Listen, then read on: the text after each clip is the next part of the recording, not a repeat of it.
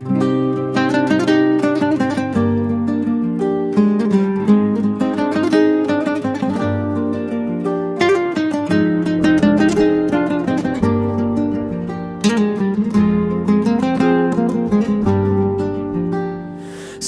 sen bir ok kimi kalbimi delip keçtin.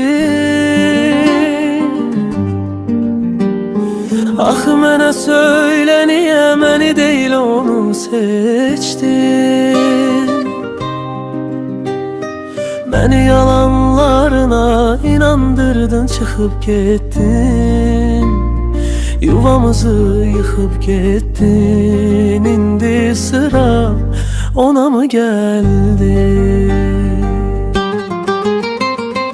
Dertlerimle bir mən varam, bir ağlayan gözlerim var.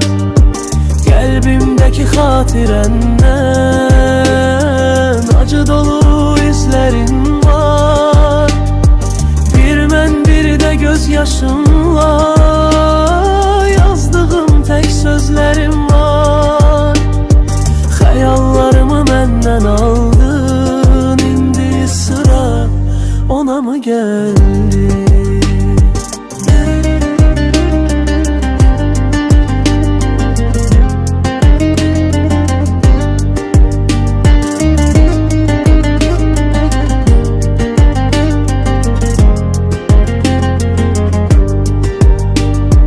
Ağlayarak yine bomboş hayallara daldım yarım. Susuz kalmış çiçek gibi yavaş yavaş soldum yarım. Senli alan bu dünyada artık sensiz kaldım yarım. Hayallarımı məndən aldın, indi sıra ona mı geldi? Dertlerimle bir mən varam, bir ağlayan gözlerim var. Kalbimdeki hatirenden